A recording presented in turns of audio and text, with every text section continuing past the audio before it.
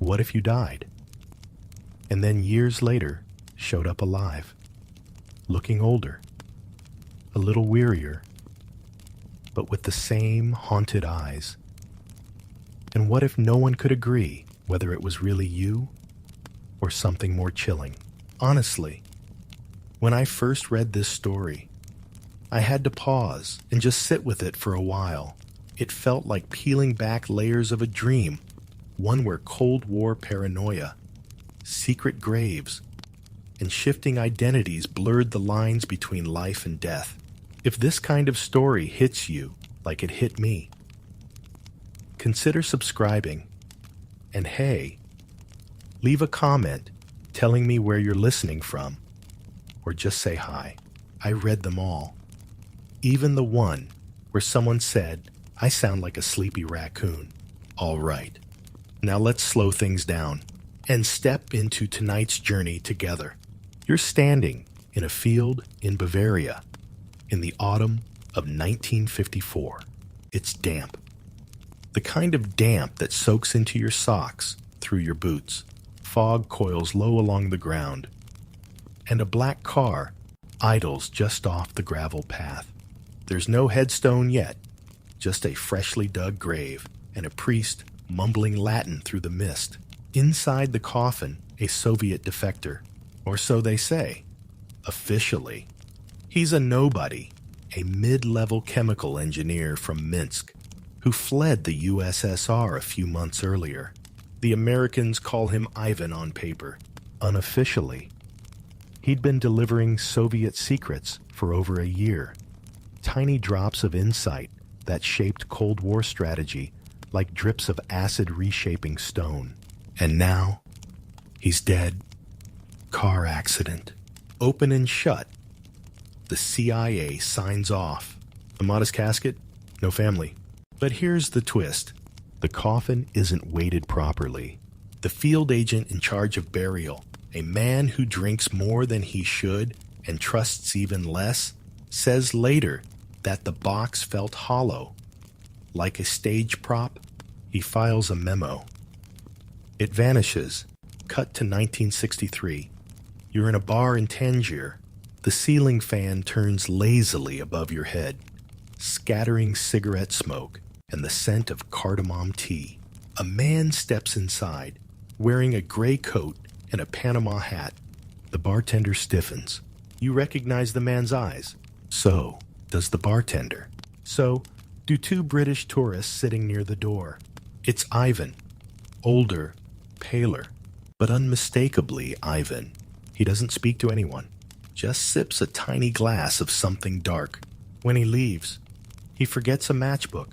Inside it, a phone number, scrawled in red pencil. London area code. That's when whispers start. CIA, MI6, even the KGB get wind. He's alive, someone says, or someone wants us to think he is. Historians still argue whether it was the same man or a Soviet look-alike part of an elaborate misinformation campaign.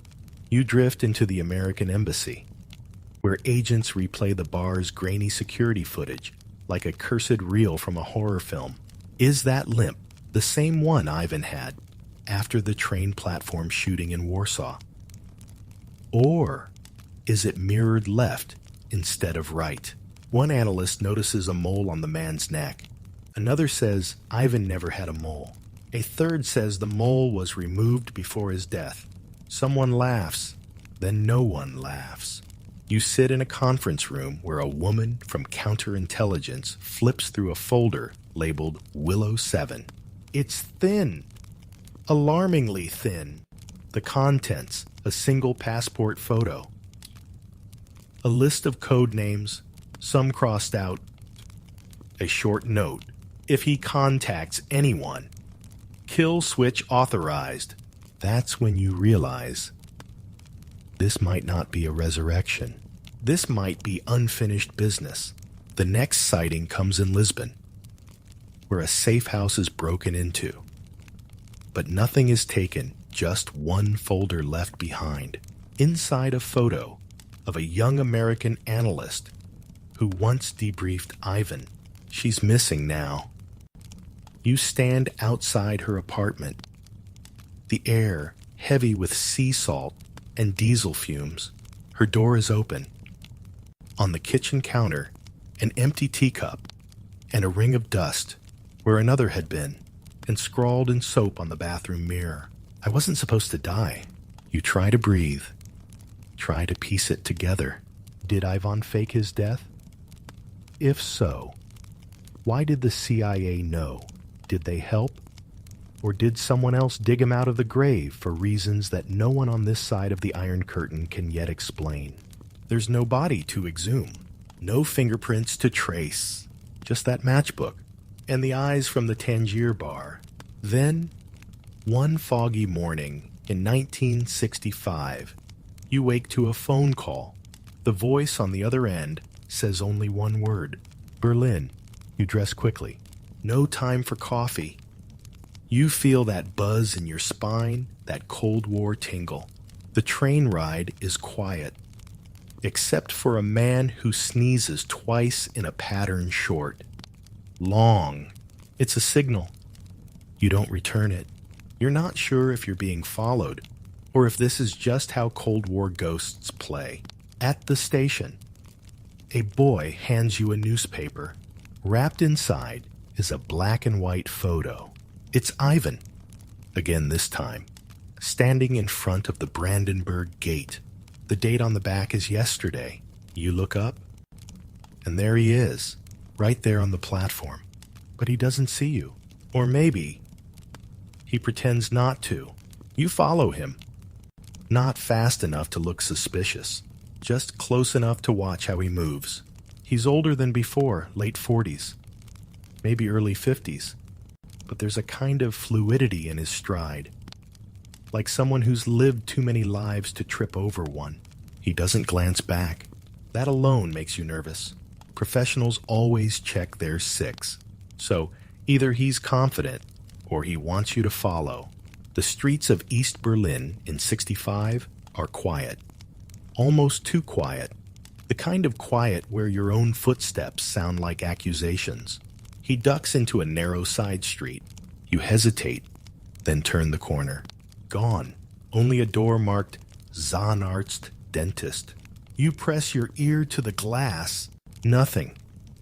But when you tug the handle, it gives. The hallway smells like cloves and antiseptic. There's no one inside, just a waiting room and a tiny reception desk with a sign-in sheet. You scan the names. Most are scribbles, but one catches your eye, Alexander Petrov. That's name number 3. If you're keeping track, see, Ivan, or Alexander, or whoever he is, has used so many identities by now that you start wondering if even he remembers who he began as. Let's rewind for a second. Born in 1917 in a village near Smolensk, or was it 1919? Two Soviet records say two different things. Historians still argue whether the early records were forged post facto to fit a recruitment profile. His birth name, Yevgeny Mikhailovich Sokolov, the son of a school teacher and a train conductor, studied chemical engineering, drafted in 1941, captured by Nazis, escaped, recaptured, switched sides. No one's sure. After the war, he resurfaces in Czechoslovakia under a new name, Ladislav Krupa. This time, he's a translator for the UN Relief Agency, fluent in 6 languages. You wonder when he found time to learn all that between escapes. In 1951, a CIA agent named Warren Ellis interviews Krupa in Vienna. The transcript reads like a chess match. Ellis, do you believe in the party? Krupa. Which one, Ellis? The one that's watching you now. Krupa laughs. Then yes. Very much. Krupa defects that year. Only no one can say exactly how. One version claims he walked across the Yugoslav border with nothing but a coat and a folder of documents wrapped in wax paper. Another suggests he faked a suicide by drowning in the Danube, only to reappear in Munich under yet another name this time, Victor Arledge.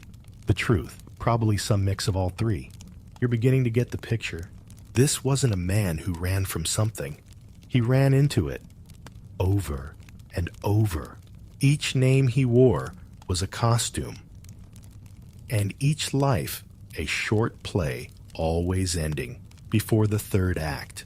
And yet, you're certain of this. No one escapes that many times by accident, which means either he had help or he was never running at all. The receptionist returns. You pretend to need a cleaning. She shrugs. No openings until Tuesday. Too late. You step back out into the Berlin drizzle. Your coat's not warm enough. You duck into a phone booth and dial the embassy. But the line's dead. Literally snipped. A shadow crosses the booth's glass. Your breath fogs. But the figure walks past just a man with a dog. You realize you've been holding your breath. You keep moving. Later that night, in a rented flat near Friedrichstrasse, you pull out the file again. The aliases, the sightings, the contradictions. There are 9 confirmed names, probably more. A quirkier tidbit, one of those names, Felix North, matches a minor British actor from the 1940s who disappeared mysteriously. Same nose, same left-handed signature, different ears, though either he borrowed the name from an old playbill, or this story's even stranger than you thought. Theories multiply. Some in Langley believe he was part of a Soviet cloning experiment project, Omega. Total nonsense, obviously. But the memo's real. Others suggest he suffered from dissociative identity disorder, molded by years of interrogation and espionage training. But the most chilling theory comes from a Czech analyst who writes, his genius wasn't hiding who he was. It was hiding that he was anyone at all.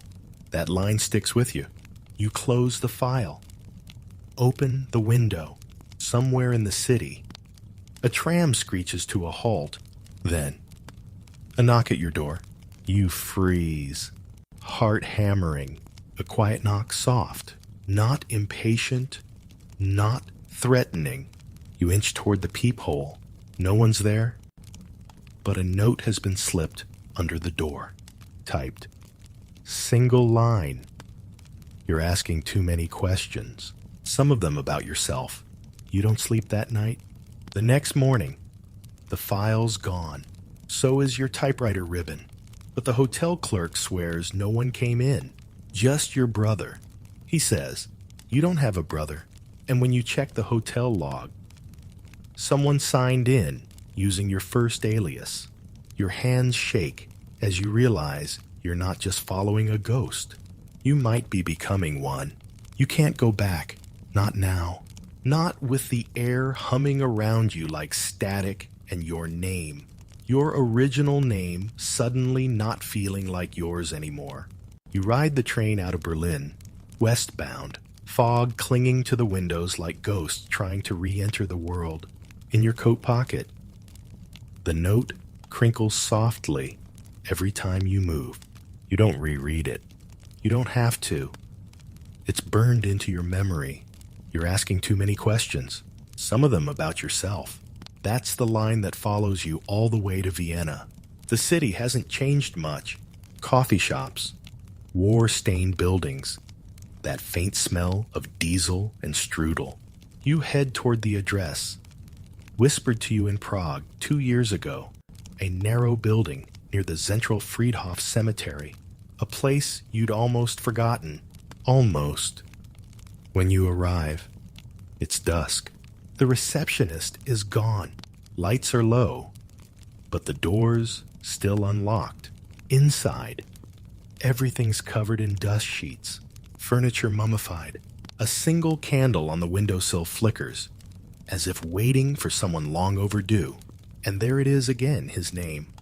Etched in the visitor log from 10 years ago, V. Arledge. Victor. You cross the street to the cemetery. The gate creaks. Gravel shifts under your boots. You pass rows of aging graves, each one a story frozen in stone. Then you find it. A plot labeled simply Unknown, 1954. The grave of the man who was buried without being dead. But here's where the story turns inside out. You kneel and notice something strange. 4 small holes in the soil, evenly spaced, like air vents, fresh dirt packed around them. Recently disturbed. You dig. Not much, just with your hands. Cold earth under your fingernails. About a foot down, you hit something metal. A latch. It's a box. Inside, a half-burned passport in the name Krupa. A rusted wedding ring. A miniature reel of magnetic tape labeled F5, Beloyarsk, Contingency. You don't touch the tape. Just close the box and take it with you. You sleep in a rented flat that night, just above a butcher shop. The air smells like brine and iron. You listen to the tape. Crackles, pops. Then a voice. If you're hearing this, then the body they buried was never mine. The mission isn't over. It never was. The voice, it's his. Still Ivan, or Victor, or Yevgeny. It's hard to know, but what he says next chills you. They thought I was dead. I let them, because there's something worse coming, something none of us are ready for. He mentions a name, a code name, Crocus. You jot it down, hands trembling. The tape continues. The funeral was the only way out, the only way to reset the board. A fake funeral. You rewind, listen again, over and over, until you can hear what he doesn't say. The pauses, the weight of things left unsaid. You visit the mortuary records the next day. You pretend to be a historian. The clerk shrugs and hands you a clipboard. There's no body listed for the burial, just a code, sarcophagus A33. Your contact in Langley confirms it. That designation was only used for operations involving deep cover extraction.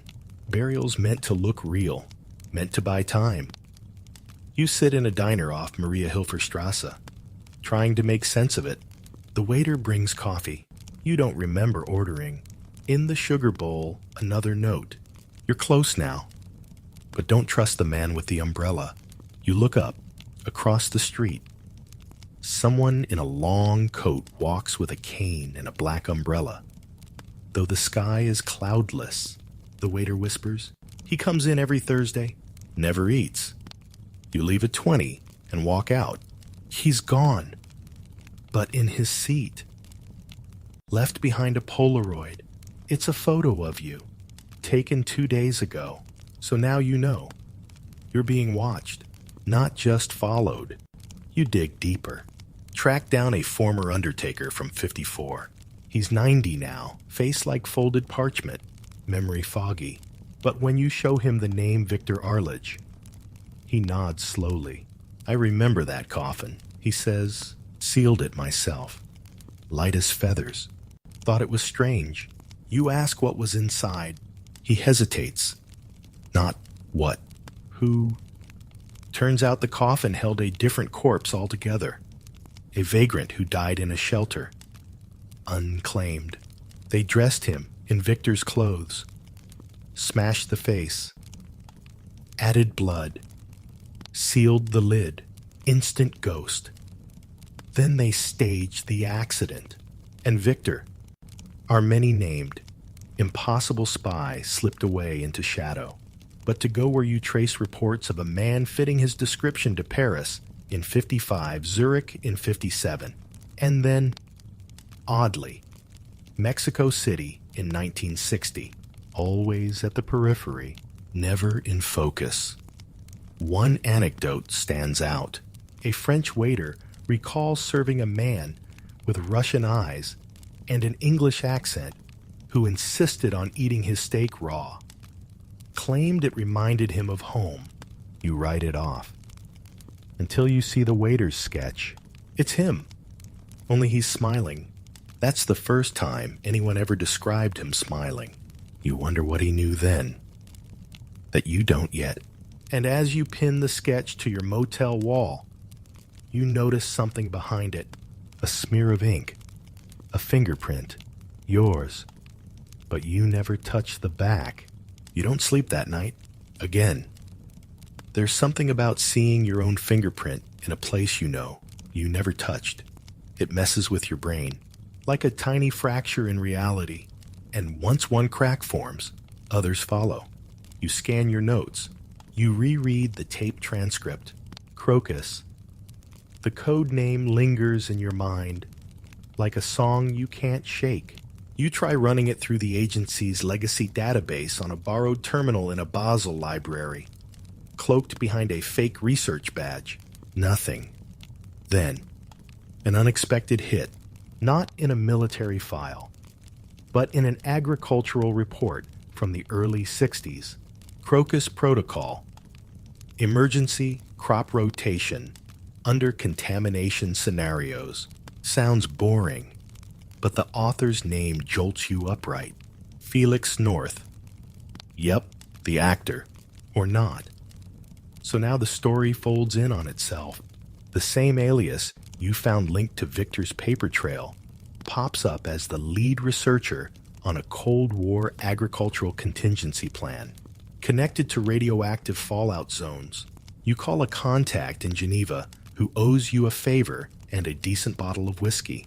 They fax over the original copy of the report. Most of it's dry reading, but one appendix is labeled Case Study 4B, Human Subject Recovery in Cross-National Soil. That's not about crops. That's code. And you know it. Now you're wondering if Crocus wasn't just a plan. It was the name of something buried, or someone. That's when the dreams start. Not dreams, really. Replays. You're running through a forest. Mud sucks at your boots. A woman's voice shouts behind you in Russian. You turn and wake up in sweat. You've never been to that forest, never heard that voice, and yet you know the path. Back in Vienna, you find a bar that hasn't changed in decades, a little place with cracked leather booths and jazz on low-volume vinyl. The bartender brings you a drink before you order. From the man at the corner table, he says, you turn. There's no one there, but a glass sits waiting. In the condensation, a drawn symbol, 3 vertical lines, 1 crossed. The Cold War equivalent of we're watching you. You take the drink anyway, because why not? The liquid stings. Sweet, then bitter. Something between absinthe and regret. You return to your room. You lie still. And then you remember. Not everything. Not yet. But you remember that in the dream forest. You weren't running from someone. You were chasing. The next morning, you follow the scent of aniseed from the drink to a rare spice shop tucked behind the Naschmarkt. Inside, the clerk is an old woman who claims she hasn't spoken English since the Berlin Wall fell. But when you show her the tape reel, she stiffens. She hands you a folded newspaper clipping from 1961. No explanation, just a nod. It's an obituary. For a man named Nikolai Sokolov, died in a fire near a defunct Soviet science station in Belarus. Unclaimed remains, cause undetermined. Sokolov. Could be coincidence, except the article lists surviving family one son. Name redacted. You feel it. In your ribs, in your throat. Like your past just brushed up against your future. You sit down on a bench near the Danube. That gray-green river that never forgets. A man beside you drops his newspaper. Underneath it, a photo. It's of you. Again. But this time, you're a child. standing beside a woman with dark hair and sharp cheekbones just like yours, and next to her a man in uniform, face turned slightly away, as if avoiding the lens. You know who it is. Even without seeing the eyes, Victor, or Ivan, or whatever name he used then, which means if the photo's real, then maybe you weren't following a stranger at all. Maybe you're following your father. And if that's true, then the whole chase takes on a new shape. All those aliases, the staged death, the whispers. Maybe it wasn't about espionage. Maybe it was about protection of you, or something you carried that even you didn't know. You start shaking, not from fear, from the absurdity of it all, because suddenly, everything you've learned feels like a mirror, and the man you've been chasing isn't the mystery you are. That night, you fly to Minsk under a fake UN ID. No luggage, just the photo and the tape. You track down the ruins of the research station where Sokolov allegedly died. It's nothing now. Cracked walls, ash pits, a wind that smells like rusted wires and burnt rubber. But in the center of the wreckage is a steel door, half melted, still sealed. You tug at it. It groans. Inside is a single metal table. A bulb overhead flickers to life somehow, and on the table, like a relic left for you, specifically a file, stained, torn, labeled only Project Raven. You flip it open, and the first line makes your blood run cold. Subject A, Sokolov, born 1950, Belarusian national. Condition, latent memory. Suppression, successful. A, Sokolov. You do the math, and now you know. You weren't just chasing a ghost. You are the contingency. So, this whole time, you weren't digging up someone else's story. You were excavating your own. You sit in that scorched Soviet lab, this ancient tomb of lead and memory, staring at a file that names you as its subject. You read that first line again. Latent memory suppression successful.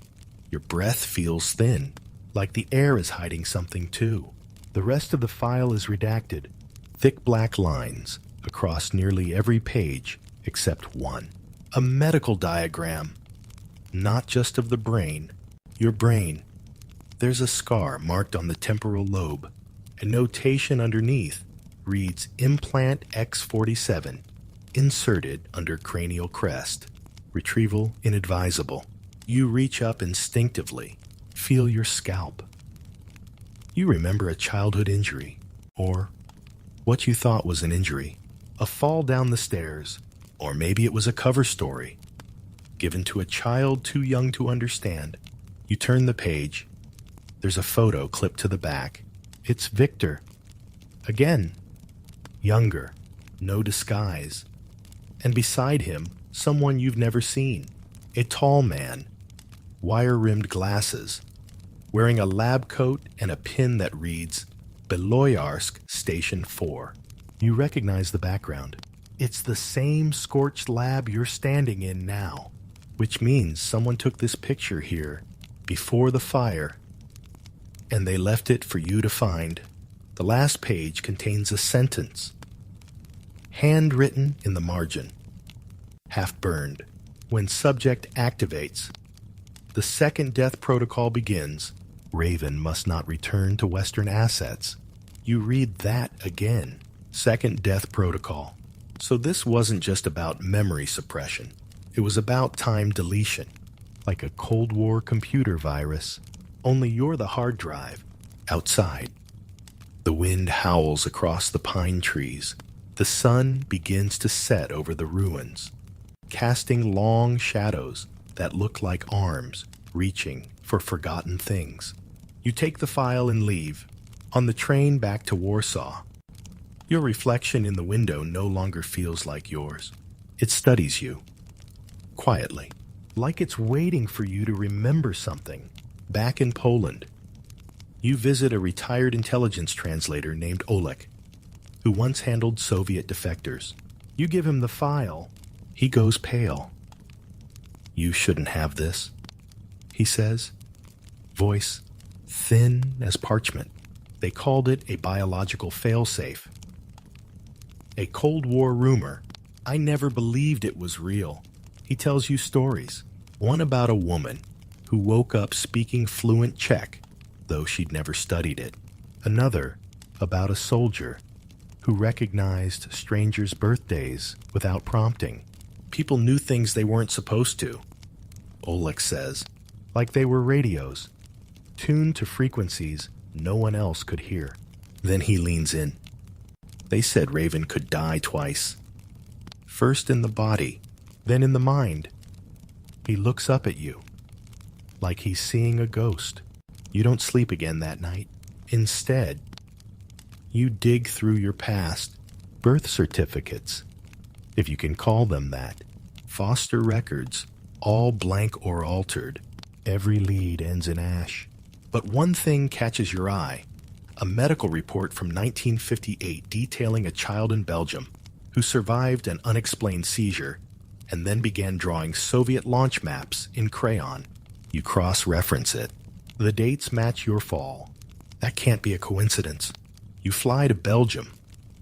There, tucked in a dusty box in an abandoned clinic's archive, you find a drawing, a child's hand traced in red crayon, with Cyrillic characters scrawled across the fingers. You stare at it. The handwriting, the shape of the hand, it's yours. But the writing, it's not. Historians still argue whether Soviet BioWare programs like Raven ever reached full deployment. Most deny it, but a few whisper about ghost agents operatives trained from infancy. Their memories locked behind psychological walls, meant to awaken under specific triggers. What were yours? A photograph, a tape, a name. And now, here you are, unlocked. You walk the streets of Brussels, old tram lines creaking under metal wheels, at a corner cafe. A man brushes past you and slips something into your pocket. You check a folded page, torn from a larger document. On it, a map. The coordinates lead to a frozen research site in northern Kazakhstan. No name, just a handwritten title. Crocus seed. You book a flight. The last leg of the trip is a Soviet-era cargo chopper. Rusted interior. Smells like oil and old sweat. The pilot doesn't ask questions, just points toward a snowy ridge and tells you to jump when the light turns green. So you do. The snow crunches like broken glass. Wind rips across the plateau. But there it is, a squat. Steel facility. Half buried in ice. No power, no movement. You crack the outer hatch. Inside, the air is still, thick with old antiseptic and something more metallic, like blood, long dried. There's a console in the center, dead for decades. You brush away frost. A single etched word glints under your flashlight beam. Raven. A drawer beneath it clicks open on its own. Inside, a small silver case. You open it. 3 things. A folded letter. A spent hypodermic. A matchbox with your initials on it. You light a match. Read the letter. You weren't meant to remember. But if you're here, then it's begun. Crocus isn't a place. It's the moment you become who you were built to be. Burn this letter and decide if the world is safer with you in it. You hesitate, then strike another match. The letter curls in flame. Your hands shake as the last of the paper turns to smoke.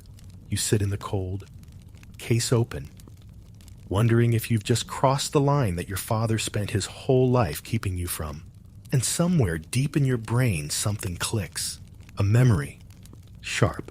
Electric. You're in a room full of men arguing in Russian. One points at you. She won't remember, not until it's too late. But you do now.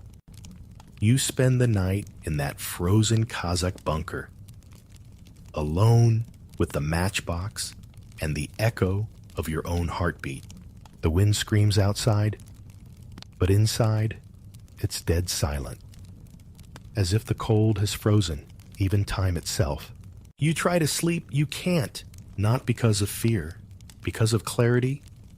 The letter didn't just trigger a memory, it opened a door, and behind that door, the shape of your life begins to rearrange itself, not randomly, deliberately, like a machine rebooting.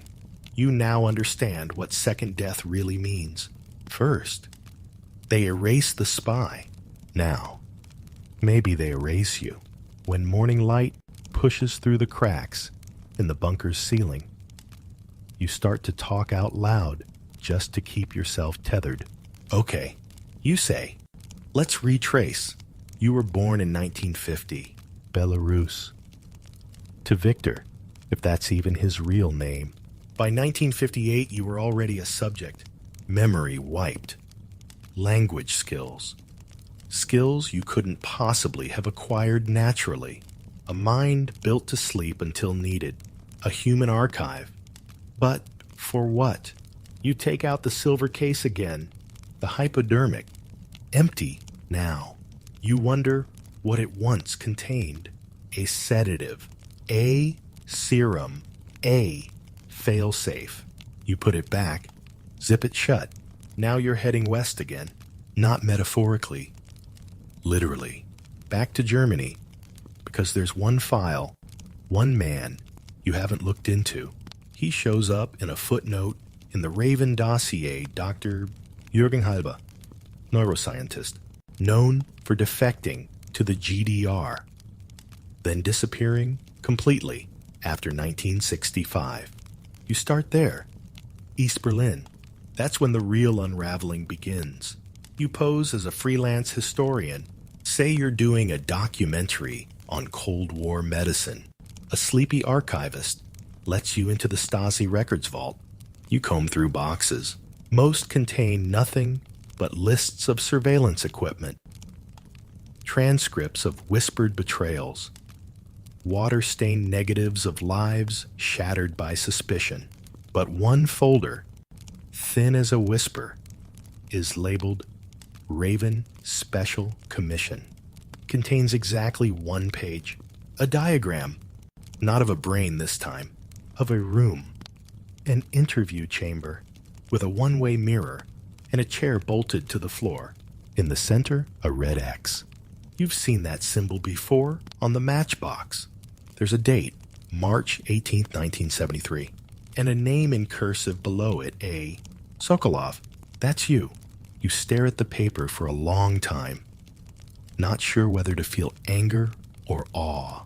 Somewhere beneath East Berlin, they interrogated you, maybe reprogrammed you, and you never even knew. Now, the real question, why are you awake now?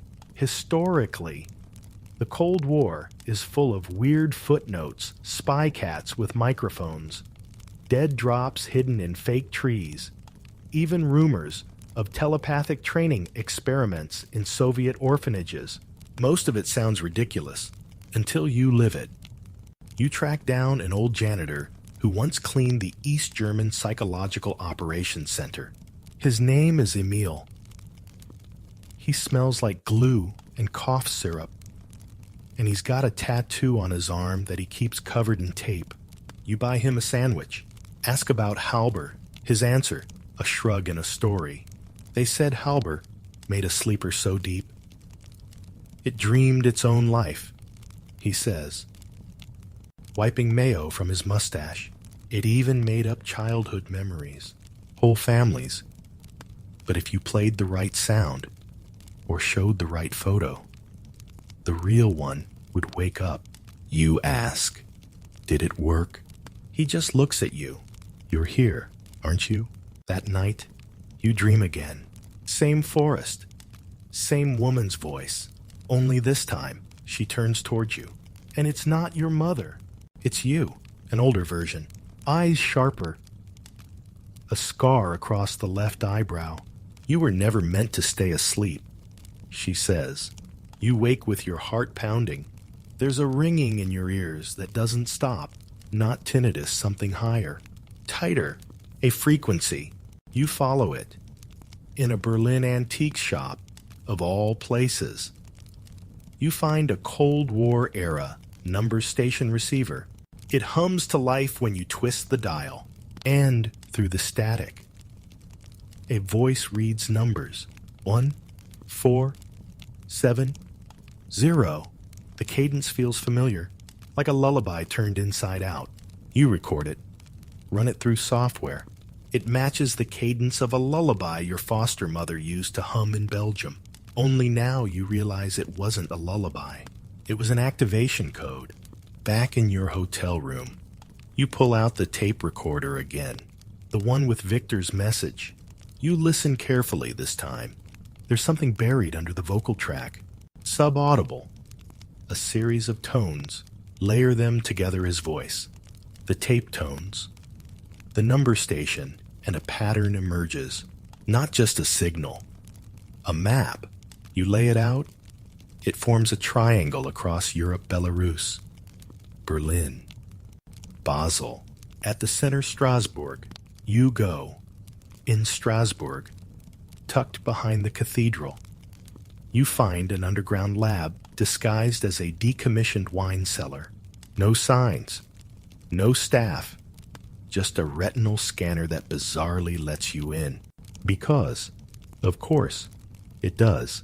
The place is empty, but there's power. Lights hum to life when you step in. And in the center, under glass, a single item. Your childhood drawing, the traced hand, the Cyrillic scrawl. But now, there's something else added. A second layer, drawn in red pen. A note Raven recovered, awaiting final trigger. You touch the glass. The room goes dark. A voice plays through a hidden speaker. Welcome home, Agent Sokolov. Please confirm readiness. You back away. Shake your head. No. You whisper. I'm not ready. But the lights flicker. A countdown appears on the wall. 5 minutes. Something has begun. And you don't even know what it is. Yet. You don't run. Maybe you should. But you don't. Instead, you do what any reasonable person raised in the Cold War to unknowingly be a human failsafe would do. You stall for time. The countdown glows. 4:52. You press a hand against the glass that separates you from that strange child's drawing your own, but you don't try to smash it. Something tells you that's not just a relic. It's a lock. And it's not for keeping others out. It's for keeping you in. The speaker crackles again. Please confirm readiness. Protocol Raven 73 will begin on completion of countdown. You whisper. Not today. Cold War ghosts. And tear open the control panel beneath the wall display. Inside is a mess of copper wire and obsolete Soviet circuitry. You laugh. It's not even digital, just a cobweb of Cold War spaghetti. But then again, that's kind of poetic, isn't it?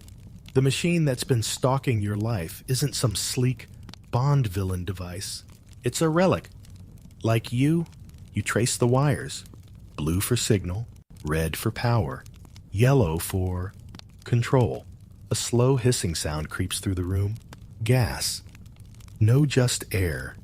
Being pumped into a hidden vent. The temperature is dropping. Countdown 4:11. You yank the yellow wire. The countdown stops. Not resets. Not alarms. Just stops. Frozen at 4:11. Fora, like time, holding its breath. You slide down to the floor. Exhale. And stare up at the dark ceiling. Now what you lie there, thinking about something Victor, your maybe father, maybe handler said on that old tape. When they wake you, you'll feel like everything was for a reason. That's the trap. He was right. There's something seductively neat about being a weapon, being chosen. Like your pain was engineered, like it matters. But what if it doesn't? What if it's just trauma in a trench coat? You get up, walk past the countdown, past the glass-locked drawing, and deeper into the lab. There's another room, dark, cold, smells like wet metal. Inside file cabinets, analog, rows of them. Most have been emptied, but in one drawer, you find a set of VHS tapes labeled by year. One is marked Test 7, Sokolov. You hesitate, then feed it into an old monitor stacked with dust. It whirs to life. A small room. You, age 12, sitting in a chair.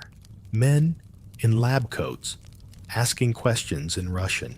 Do you remember your mother? No. What is the capital of France? Strasbourg. The man corrects you. You say it again. Still wrong. It's Strasbourg. Your voice is calm, flat. Then, something strange. They play a sound, 3 tones, each higher than the last. Your pupils dilate. You recite something in code. It's too fast. You don't even pause for breath. Crocus, initiated, seed, armed. Repeat crocus, initiated. Then the tape ends. You sit there for a long time. Historians still argue whether psychological conditioning like this could work. Could you train a brain to protect secrets it doesn't even know it holds? Soviet records suggest they tried. But even experts admit this crosses into science fiction. But you just watched yourself do it. Back then, it didn't even register as strange. But now you understand. Strasbourg wasn't just the geographic center of your map. It was the mental center of the program. Your subconscious got stuck on it, made it a kind of psychic compass. Your whole life has been pointing here. So the real question becomes, what is Crocus? And more importantly, what does it mean for it to be armed? You return to the previous room, the countdown still frozen at 4:11, the glass case still lit, your child's drawing softly glowing in artificial light. You speak aloud. I'm not a weapon. Silence. You try again. I'm not yours. This time, a chime. The voice returns, acknowledged. Crocus sequence paused, awaiting subject override. Override. You scan the walls. One final console sits beneath the countdown clock. Barely noticeable. You approach. Place your hand on the scanner. It chirps. Override. Code required. You think, what would you little you have chosen? You say the first word that ever made you feel real. Victor. Silence. Then, override confirmed. Welcome back. Agent Sokolov. The glass case retracts. Inside, not just the drawing. A second layer, hidden beneath. A microfilm roll, clipped to the bottom. You hold it up to the light. It's not a blueprint. It's a list. Names, places, passwords. Black sites from London to Laos. Dead drops and asset codes and operations that have never been declassified. You recognize some of them, and some you don't want to recognize. At the bottom, one last line, final protocol subject, to choose between memory reinstallation or total erasure. You sit there, holding the past of an empire in your hands, and for once, you realize you have a choice. You can burn it. Let the Cold War die with its ghosts. Or you can become what you were made to be. A walking archive. A spy turned historian. A whisper on the wind of a war. No one won. Either way, you've already died twice. Now it's time to decide who gets to live. You take the microfilm and roll it slowly between your fingers, the strip catching the sterile light like a fragment of some ancient scroll. There's no grand fanfare, no final instruction booming from the speakers, just the quiet hum of the old lab equipment and your breath. Shallow, steady. For a moment, you're not a spy, or a sleeper, or the last artifact of an intelligence war turned psychological experiment. You're just a person, one with memories that may not be real, but feelings that absolutely are. You slide the microfilm into the breast pocket of your jacket, not because you've decided what to do, but because you want to decide later on your own terms. You leave the lab without tripping any alarms. No red lights, no sirens, just the slow, echoing crunch of your boots against ancient stone stairs. When you reach the street, Strasbourg is unchanged. Tourists with ice cream, pigeons strutting like they own the cobblestones, students debating politics over overpriced espresso. You walk among them like a ghost, but not invisible, not anymore. Back at your hotel, you stare into the mirror. The scar on your left temple, was that always there? The crinkle in your eye when you squint new? Or a trace of someone older than you've ever allowed yourself to feel? The next morning, you get on a train, not to run, to revisit your first stop, Basel. Neutral, clean, suspiciously perfect. You follow the map embedded in the number station sequence and find a library. Nothing weird at first glance, but the rare books room contains an oversized ledger, handwritten, titled Sokolov, Geneva Agreement, Addenda. It's your name. Only there are hundreds of others, indexed by similar protocols. Lark, Violet, Fennel. Each one a person who may have been like you. Some marked deceased, others unconfirmed. One name, Halber. J, marked terminated, body unrecovered. Your mind goes back to that fringe theory buried in a dusty Cold War think tank, White Paper Project Lazarus. A Soviet experiment to create agents who could mimic death so effectively. Even autopsies would fail to catch it. The body reanimated, not with electricity, but with memory. Identity. A sleeper so deep, it could fake a final breath. So, when they said you died in 1983, that wasn't poetic. That was literal. They turned off your access, cut the line, declared the operation dead, but you were still alive. Just repurposed, buried in bureaucracy and bland Western suburbia, a translator in Brussels, a consultant in Belgium, a ghost with an office and a pension. Now you wonder how many others like you walk the world right now. How many think their dreams are just dreams, that their strange déjà vu is just faulty memory, and not echoes of missions they never knew they ran. Historians still argue whether the Cold War ever truly ended, or if it simply retreated into the shadows, changing shape. Maybe this is the answer. It ended the way all great conflicts do, not with peace, with forgetfulness. And maybe you were the Cold War's final secret, the final weapon no one deployed. But here you are. In your hands, the full list of 100 covert operations erased from public memory. In your head, a lifetime of half-true memories stitched together like patchwork. And in your heart, a steady, rising ache that you're not quite ready to give up. Because for all the lies and triggers and code words and countdowns, there were moments in that artificial life that felt real.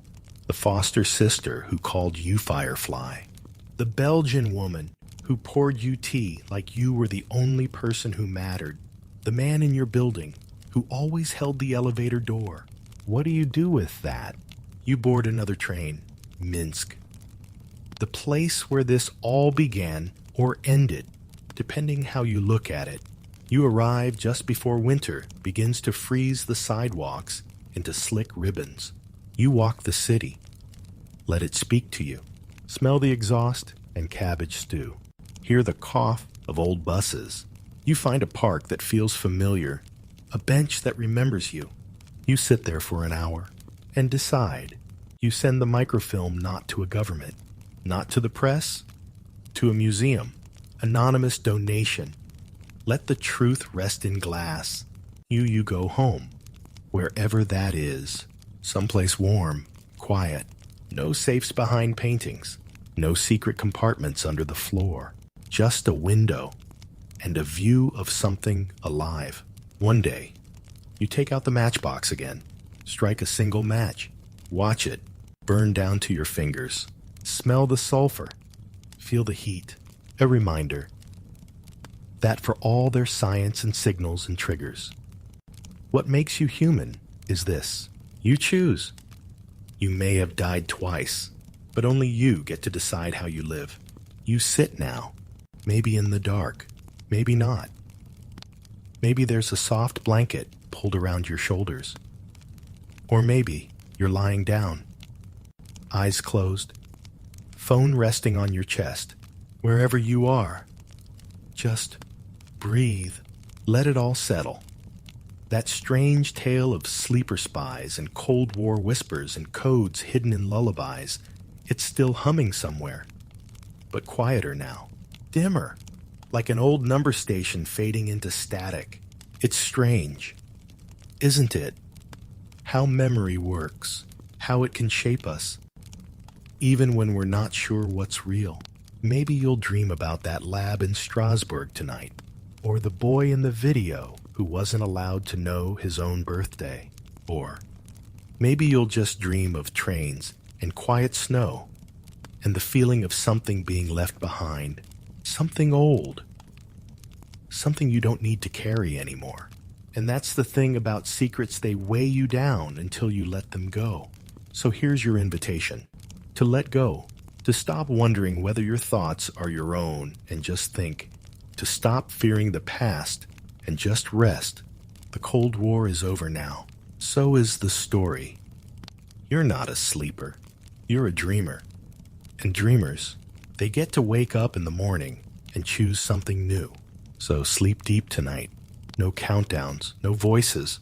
Just quiet, just calm. Just you. Sweet dreams.